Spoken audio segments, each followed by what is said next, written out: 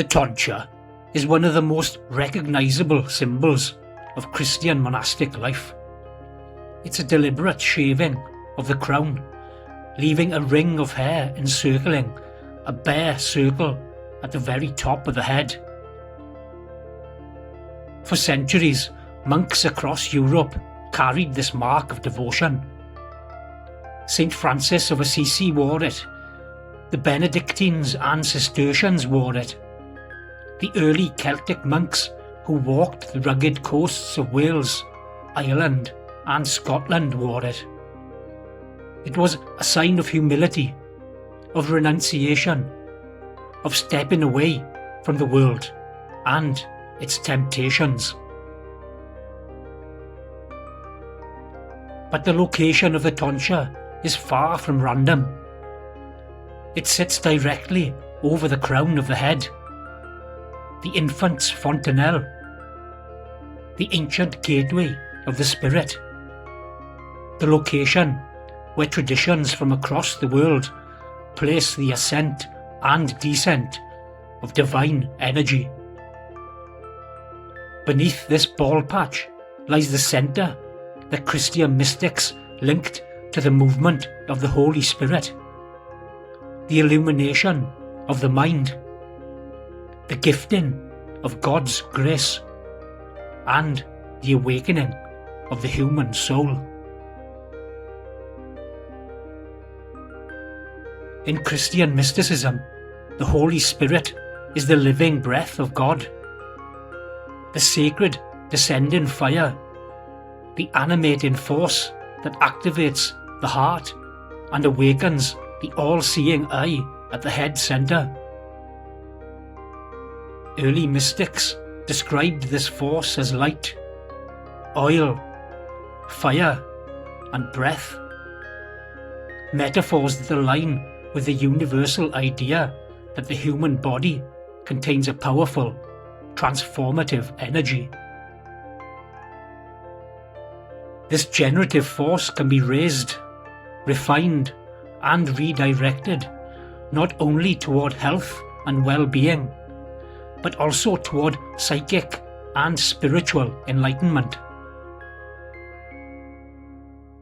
This is the same force Taoists call Jing, Qi, or Shen.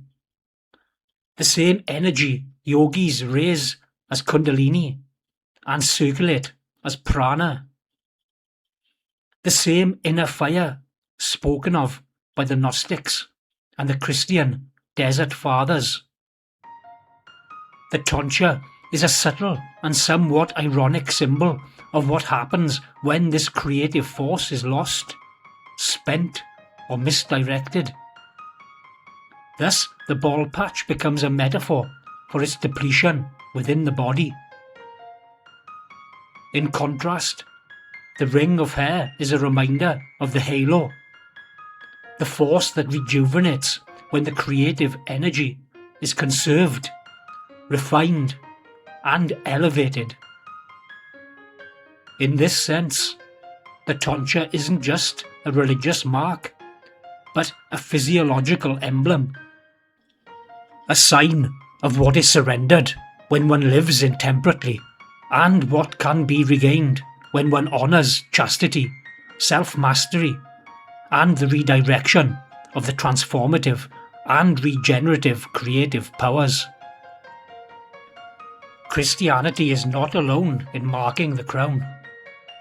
Buddhist monks shave the entire head, not only for simplicity and cleanliness, but to symbolise the cutting of desire, the release of ego, and the refinement of this inner energy. Here, the crown remains exposed, open, symbolic of the Sahasrara, the blooming of the 1,000-petalled lotus. And in Buddhist iconography, the Buddha's own top knot, the Ushnisha, represents the fully awakened head centre, the blossoming of supreme consciousness at the crown. Taoist and Eastern adepts also kept a top knot tied directly over the crown point.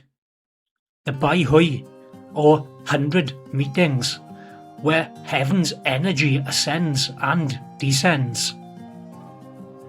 This knot wasn't aesthetic, it was energetic, marking the place where the spirit enters and leaves the body. And among the ancient Germanic peoples, warriors and chieftains wore the Swoobian knot, a high tightened crest of hair signalling their vitality, status, and the concentration of personal force. Another beautiful expression of the crown and hair as a locus of power.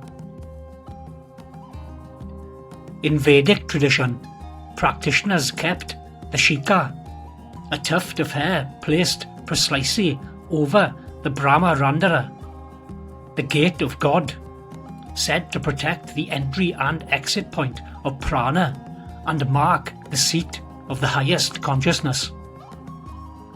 So, across cultures, across continents, across millennia, the crown of the head is treated as sacred, a place of entry, a place of ascent, a place of transformation.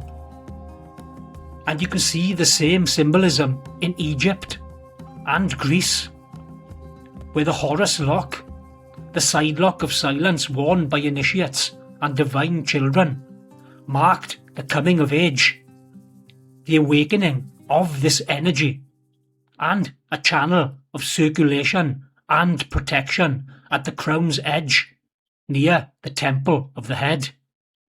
I explore this Egyptian connection in my video on the Horus lock. Anatomically, the tonsure sits over the anterior fontanelle, the soft spot of the infant skull. Beneath it lies a constellation of energy centers, the Sahasrara in Vedic practice, the Bai Hui in Taoism, the Tian Men or Heaven's Gate in Chinese internal alchemy, the Bindu Visaga in yogic physiology, and the crown of glory and halo in Christian mysticism. Of course, these centers are associated with illumination, divine connection, dreams, visions, and the ascent of the creative force.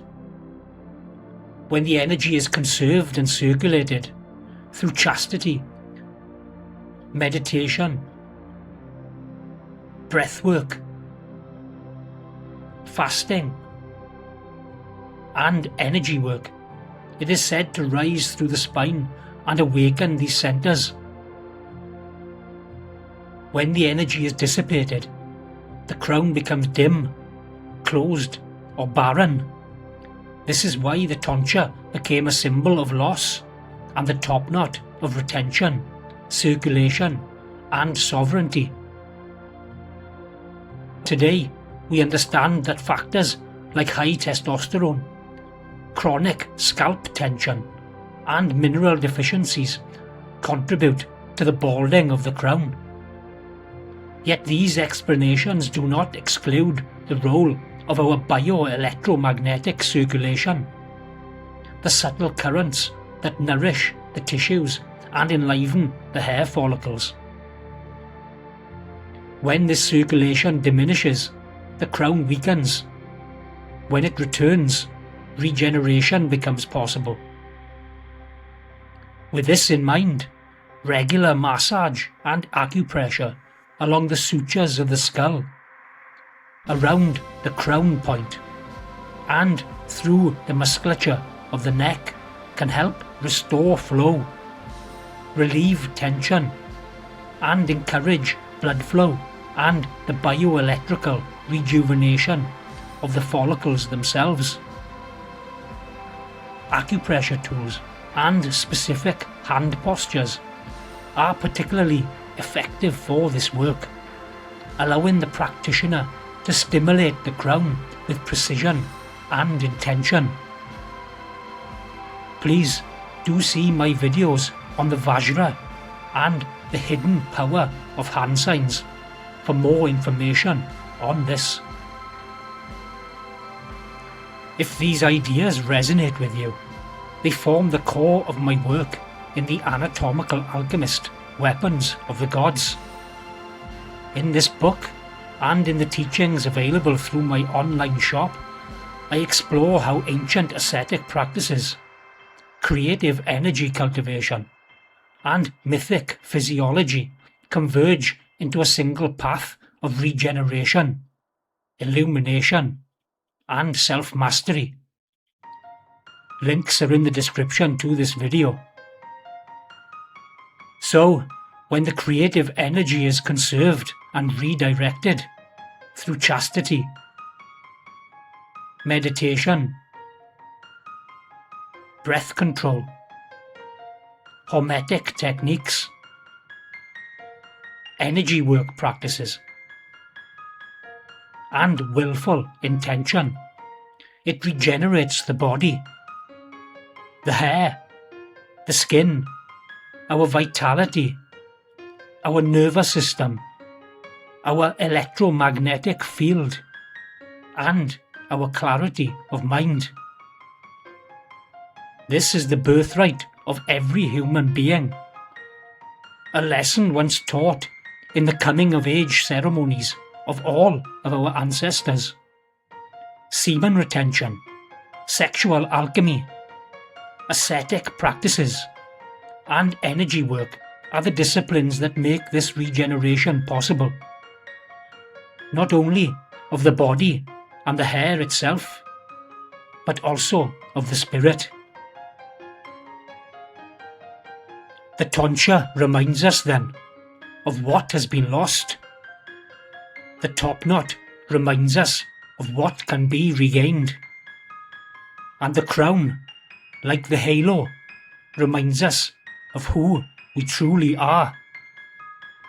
A vessel of bioelectrical light, a conduit for the ever-evolving spirit, and a strong and noble bridge between the heavens and the earth.